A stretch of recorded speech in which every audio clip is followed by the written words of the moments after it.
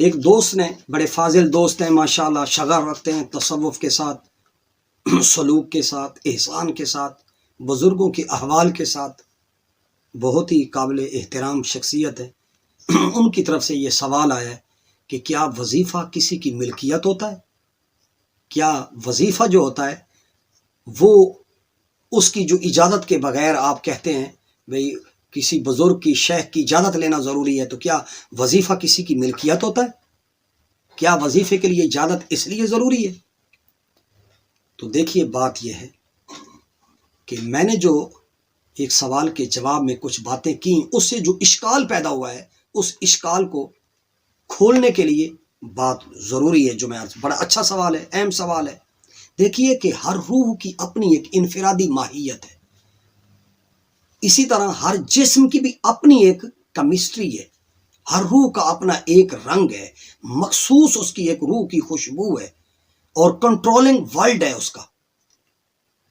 جیسے اللہ رب العالمین نے کن کہا، لفظ کن کہا اور کائنات وجود میں آ گئی، اسی طرح جو وظیفہ روح سے کیپٹل ہے، مناسبت رکھتا ہے، اس کو پڑھنے سے فائدہ ہوتا ہے۔ جو وظیفہ روح کے موافق نہ ہو، کمپیٹیبل نہ ہو، اس کے پڑھنے سے نقصان بھی ہوتا ہے۔ کچھ وظائف نیوٹرل ہوتے ہیں جن کے پڑھنے سے نہ فائدہ نہ نقصان، تو لہٰذا وظیفہ، ورد، ذکر، اس کی اجازت کیوں ضروری ہے؟ تو یہ سن لیجئے۔ دیکھیں، وظیفہ کسی کی ملکیت یا میراث نہیں ہوا کرتا۔ اجازت کا مطلب یہ ہوتا ہے کہ اہل طریقت، اہل اللہ، اہل نظر، اہل ذکر، اہل فکر، مرید کی، اپنے زیر تربیت فرد کی باڈی کیمسٹری اور اس کی روح کی ماہیت سے وہ واقف ہوتے ہیں، روح شناس ہوتے ہیں۔ آج کل کے پیر نہیں، معذرت کے ساتھ۔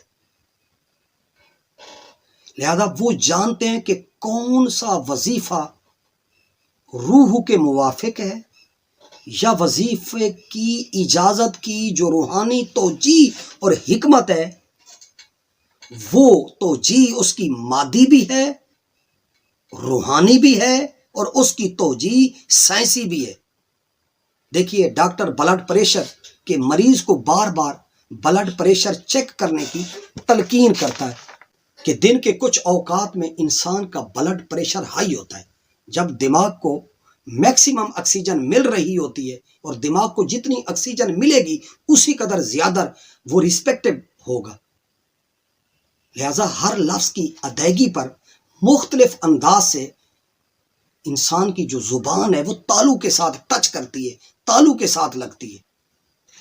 وظیفہ پڑھنے سے لہر، ویبریشن پیدا ہوتی ہے۔ وظیفہ کا تعلق جو ہے روحانیت سے بھی ہے اور انسان کی نفسیات سے بھی ہے۔ اس لیے بزرگوں نے کہا، اس کے آداب اور شرائط بیان کیے کہ وظیفہ چلتے پھرتے نہیں، ایک جگہ بیٹھ کر جم کر پڑھا جائے، توجہ کے ساتھ، یکسوئی کے ساتھ پڑھا جائے۔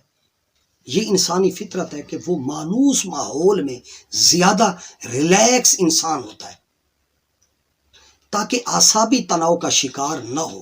جب اس نے زیادہ کھایا ہوا ہو تو وظیفہ پڑھنے کا فائدہ نہیں ہوگا، پیٹ میں غبارے ہوں گے، نیند نہ آ رہی ہو، سکون ہو اس وقت۔